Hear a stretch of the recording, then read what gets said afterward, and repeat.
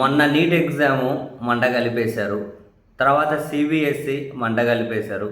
తర్వాత ఎస్ఎస్సి మంట కలిపేశారు. తాజాగా క్యూట్ ఇంకో ఎగ్జామ్ను కూడా మంట కలిపేశారు. ఇంకో ఎగ్జామ్ కూడా మంట కలిపేశారు. కేంద్ర రాష్ట్ర ప్రభుత్వాలు పలు ప్రైవేట్ విశ్వవిద్యాలయాల్లో అండర్ గ్రాడ్యుయేట్ కోర్సుల్లో ప్రవేశాలకు ఉద్దేశించిన common university entrance test under graduation cute UG అంటారు. ఇది కూడా దేశంలో చాలా ప్రెస్టీజియస్గా నిర్వహిస్తారు. ఇది నిర్వహించేది కూడా నేషనల్ టెస్టింగ్ ఏజెన్సీ ఎన్టీఏనే. అది నీట్ నిర్వహించే వాళ్ళు, ఇవన్నీ పరీక్షలు నిర్వహించే వాళ్ళు. ఇది కూడా దీన్ని కూడా మంట కలిపేశారు. వేలాది మంది విద్యార్థులు సాంకేతిక సమస్యల ద్వారా పరీక్ష రాయలేకపోయారు. కొందరు అనుకున్న టైంకి కాకుండా పరీక్ష 1-2 గంటలు ఆలస్యం అయితే వాళ్ళకి అదనపు టైం ఇచ్చినా అప్పటికే తీవ్ర ఒత్తిడిలో విద్యార్థులు ఉండిపోయి మేము అంతా కనుక మానసికంగా కుంగిపోయాం, రాయలేకపోయాం సరిగ్గా అని చెప్పి రాసిన వాళ్ళు వేల మంది రాయలేకపోయారు. తర్వాత ఎన్ఐటి నుంచి ఒక అఫీషియల్ ప్రకటన వచ్చింది, అంతా పరిశీలిస్తాం, ఎవరెవరైతే రాయలేకపోయారో వాళ్ళకు మళ్ళీ పరీక్ష పెడతాము అని. ఏందయ్యా ఇది? ఈ క్యూట్ యూజీ పరీక్ష రాసేందుకు శనివారం సిద్ధమైన వేలాది మంది విద్యార్థులు సాంకేతిక సమస్యలతో పరీక్షలు రాయలేక చివరకు వెనుతిరిగి వెళ్ళిపోయారు. మార్నింగ్ సెషన్ అంతే, ఆఫ్టర్నూన్ సెషన్ అంతే అట. మార్నింగ్ సెక్షన్ 10కి ఎగ్జామ్ ప్రారంభం అంటే 12కి ప్రారంభం కాలేదట. మధ్యాహ్నం 2:30కు ప్రారంభం కావాల్సింది 4కు ప్రారంభం కాలేదట. తర్వాత అసలు కొన్ని వేల మంది పరీక్షలే రాయలేకపోయి ఎన్నికకి వచ్చేసారట. వాళ్ళు ఎన్ఐటి వాళ్ళు చెబుతున్న దాని ప్రకారం 3,765 మంది పరీక్ష రాయలేకపోయారని చెప్పి మాకు తెలిసింది.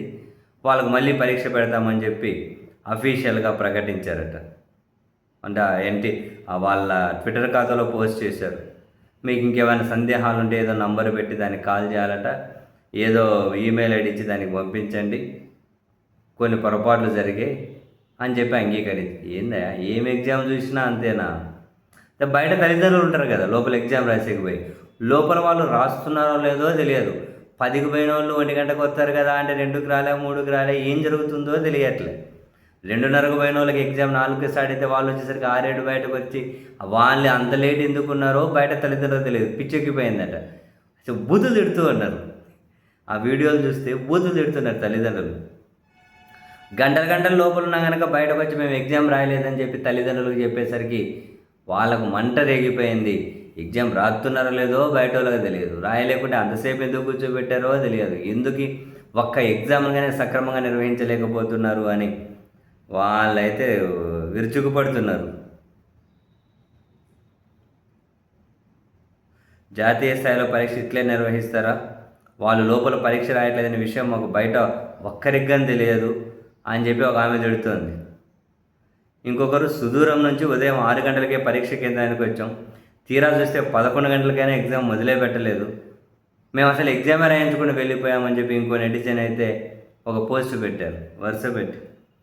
రాహుల్ గాంధీ అయితే విశ్వగురువు ఒక్క పరీక్షను సక్రమంగా నిర్వహించు అని చెప్పి ఆయన తీవ్ర విమర్శలే చేశారు. ఏంటి ఇంత దారుణంగా విద్యా వ్యవస్థను భ్రష్టు పట్టించేశారు అని.